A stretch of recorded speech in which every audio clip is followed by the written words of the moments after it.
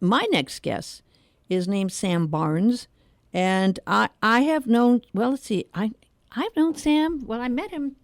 I'm trying to remember when I met you, Sam. You were here in Hawaii. It's 25 years ago.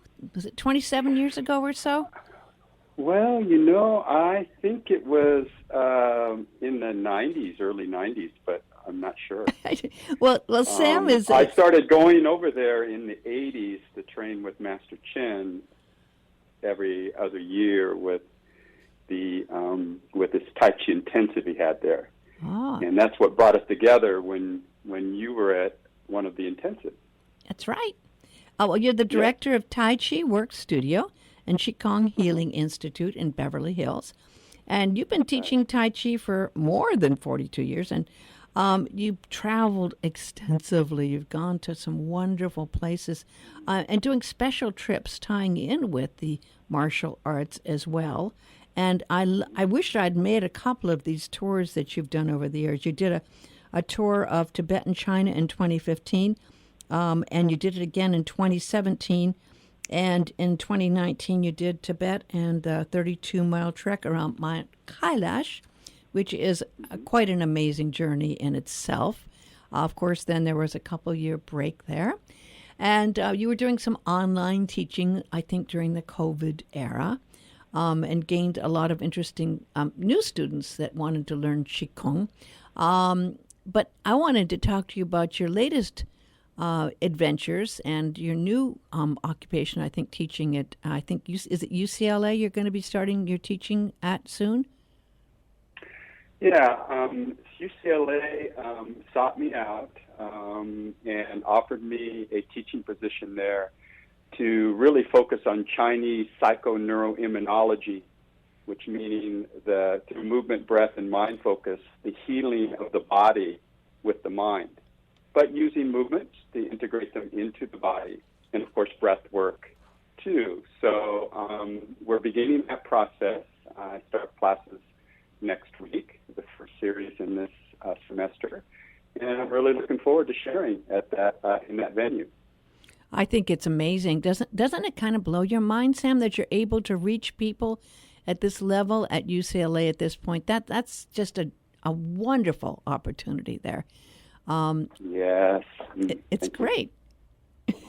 Now, yes, it is. And the reason is, one of the main reasons is UCLA and some groups and organizations on UCLA have done a lot of studies testing on Tai Chi and Qigong and the psychoneuroimmunology aspect of using Eastern modalities to heal the body.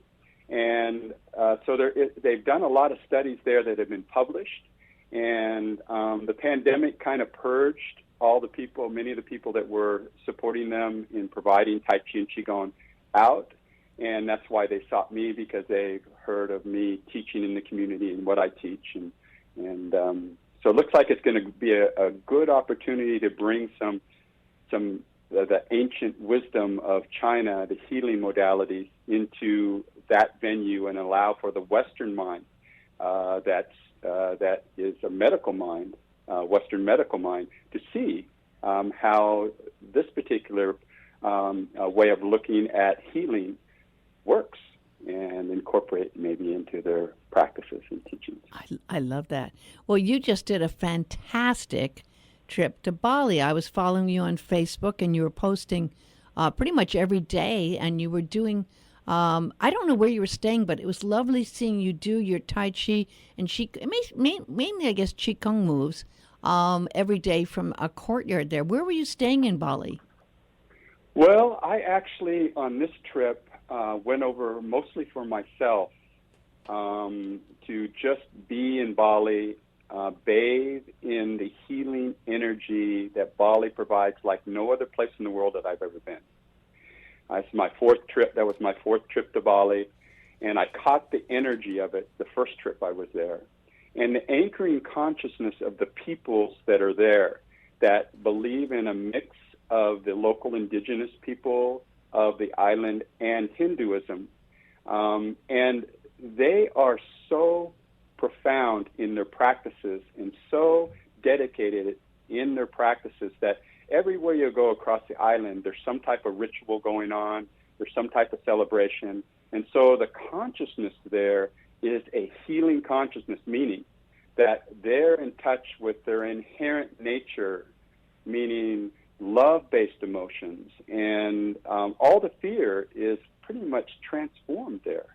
And when you walk back into the Western culture, you're startled after being there for a month. It's just like it just like makes you get stiff.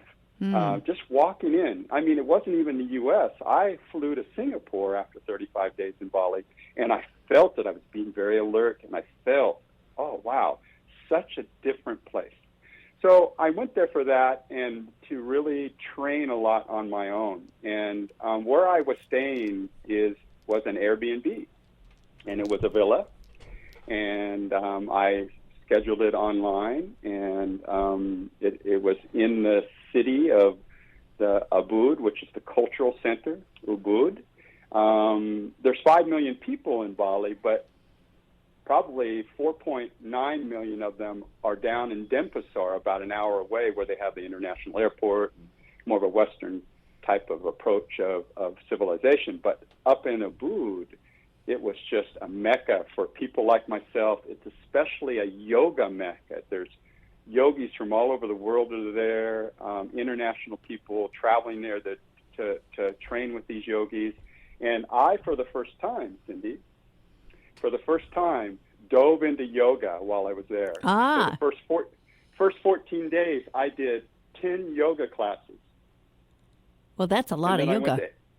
Yeah, it was. And I just dove into that particular way of looking at the world so that I could understand it. And I had a personal reason, because my daughter just became certified with her 200-hour yoga certification. So when next time I see her, I wanted to have her train me in a class of yoga. So I wanted to be a little prepared.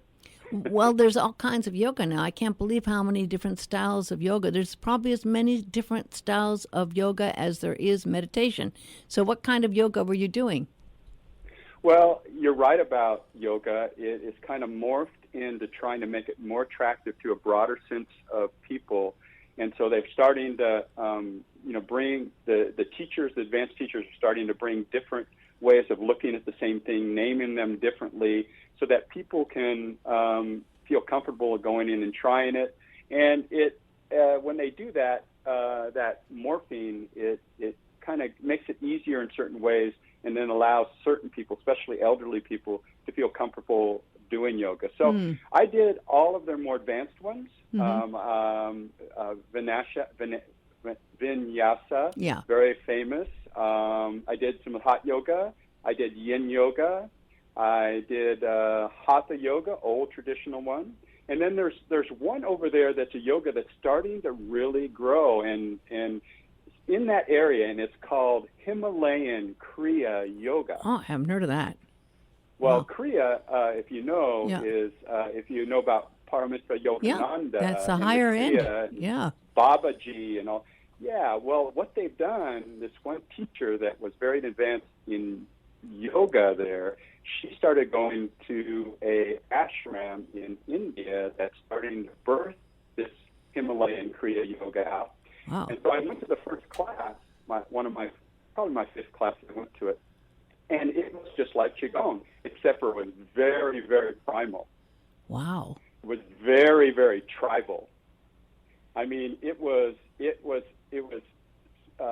tapping the body really hard, tongue coming out of the mouth all the way down to your throat, going, trying to do things that are in traditional Qigong. But traditional Qigong, in the Chinese perspective, over the centuries, has refined the way the energy flows. Yeah. But this is very tribal, but it's very popular. And all the young future yogininis and yogis, the young people that are there to train with all the advanced yogis, they were all loving it, and it's growing like crazy. They were loving it because it was something different, and they felt good. It made a difference in their lives. And I so happened to meet one of this person that's bringing it out, this yogi, one of her first students. And one of her first students was very interesting because she was a Western trained clinical psychologist at Pepperdine University. And she went there just on her way to Abu Dhabi and stopped there. And she went to Yoga Works in California, and it changed her life. But when she went to Bali and she experienced this Himalayan Kriya Yoga, it changed her life. Wow. And she is totally dedicated to it, and she is teaching it online to when people come there and practice yoga, then they like it. So now many of the yogi teachers over there are teaching online because the people go back to whatever country they're at, but they want to continue to do that practice with that teacher. Amazing. So I want to hear starting to birth. I want to hear about this. What was the name of that bed and breakfast? It's always nice to know about a place. It looked beautiful. What was the name of the place? Airbnb, and we can continue to talk. I'll look on my phone. He had a name, and I'll look on my phone. I can give you the exact name. I really didn't pay attention to it because it's in a painter's, like there's stone carvers complexes. There's painter complexes there. They're woodcutters. The families have their own complexes. Yeah. And in there, they've in the last, this fella since 2008, this particular family member, the head of the family, put these units in the back of the complex right on the river facing the jungle. Wow. And you walk through this painter's complex, and it's like Bali's been forever and ever with all their temples inside. And I don't know if you know much about Bali, but the people that practice there have the temple they go to that's their community, or Panjar, and then they have their own temple. They're required to have their own temple in their complex, a full one. I did not know that. And so you walk through the temple and you go to the back, and it's really quite amazing. And they are so gracious in taking good care of you. I mean, they're just right there with you the whole time with compassion and joy and kindness, all the qualities we all know that are natural to us when we don't have any fear. And they express that in and just take such good care of you. I'm looking for the name here. It looked like it had a pool and a nice courtyard as well. Yes, it did. How nice. It had a pool for sure. The courtyard was smaller. Yeah. And it was in the back of the complex. I'm getting close to finding. I remember taking a picture of the front of it, and I will tell you in just a second. So ask me another question. I wanted to ask you about an important question because I was in Bali only once, and I wanted to go back, but I do remember that it was very difficult to get around in transportation. You can't really just rent a car and get around. So how did you get around? I had a scooter waiting for me. The guy that runs it, he rented me a scooter, and he rented me a good one. I got an upgrade, and scooters are so much fun there. They're the way to go. In fact, it's faster than if you didn't have any traffic and you have a car. And, so I had a scooter. The first time I went to Bali in 2017, I had a driver drive me around a couple of times. Yeah. Because I was kind of apprehensive to ride on the scooters. I saw how crazy they were. But you know what? Once you get on it and you flow, you just flow. It's like doing Tai Chi. You flow along, and they're also happy and gracious. It's not like people in LA that would cut you over, mow you down if you did something to them. They all just kind of smile and realize you're a Westerner on a scooter, and give you a blessing. In fact, Cindy, every day when I walk to my scooter, the mother, the wife of the head of the household, she would go out and she would put a blessing, meaning flowers and I love those, stuff, like she did all over on my scooter every day. Wow, on the well, Sam, you're rather tall, you're rather large. The scooters are usually meant for people who are rather smaller than you are in places like Bali and China and Indonesia. Did you not feel rather a little larger than the scooter rider usually is? Well, no. I did because where I was in Ubud, there's a lot of Westerners, and all the Westerners and the yogis, they all have scooters. Oh, I did not know that. Yeah, everybody has a scooter. You can't get around with a car there. There's just no way. I saw some yogis coming down from where they were staying and walking down in the center were walking. I think they just refused to do a scooter, so they just walk. And it's not that far. Yeah. I have the name for you now. Oh, good. It's called ADI, first word, Pana, P-A-N-A, bungalows, he calls them. Oh, good. Well, ADI Pan. And you can see him if you go on to Airbnb. He's renting there now, and he doesn't say it's 80 Pana, but you can see he's got probably the best product out of all the offerings on Airbnb. In fact, I'm just booked to go back for another month in December and January. oh, how nice. Gosh, that's wonderful. So I was going to ask you, though, you're not doing probably any tours coming for a while because you're doing your UCLA thing, right? Are you planning any future tours? Well, I am taking, I didn't announce it to the public, I am taking a group of students and people back to Bali with me for 2 weeks, January 2nd to January 15th. Oh, nice.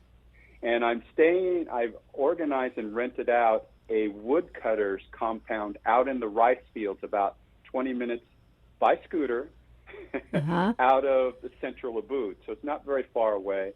But it's really beautiful, another beautiful family. I've known them since 2017, and there's a waterfall with your own river right there. They have wonderful food there right on the compound, and that's going to be the base for all of us. And every day, except for Sundays, I'll be teaching a class, a 9 a.m. class of Tai Chi and Qigong for the people that go along with me. And all the food is included, so they can eat there at this woodcutter's family restaurant, which he spent 11 years in the U.S. in Alabama, going to University of Alabama as a hibachi chef. Speaks good English. And so we're just going to invade and take the whole compound. Oh, we only have a minute and a half left, so to give people the address or email, best way to find out about that and you. Oh, well, they can just text me at 310-722-8877. Text me if you're interested. I'd be more than happy to send you the information. Well, I mean, and you're on Facebook, and you're very good about posting interesting things and beautiful pictures on Facebook under Sam Barnes. Is that it? Well, it's under Sam Barnes, but the email address to connect with me through Facebook is taichiworksnow@gmail.com. Tai Chi Works so Now. TAICHIWORKSNOW@gmail.com. And that's usually how to see which Sam Barnes I am if you try to search me on Facebook. Oh, that's good to know. Because I do enjoy seeing you do the wonderful moves and the different things you post. It's just wonderful to see how you have focused on your career, where a lot of people love these kind of things but haven't been able to make a career around them. You have been able to make a lovely lifestyle and stay dedicated to it all the way through COVID and everything. And congratulations on your teaching position at UCLA. That's just fantastic. And that you still get to do your wonderful trips and get to go to Bali again, which will be beautiful in January. I guess that's during break. So it's wonderful connecting. We haven't talked in a long time. So a big aloha to you, my friend. Mm-hmm. Thank you, Cindy. A big aloha to you, too. I always enjoyed your energy, and I know you're doing great things in the world, too, and I'm so grateful to know you. Thank you so much. And talk soon. Aloha. Okay, aloha. Bye, everybody. Bye.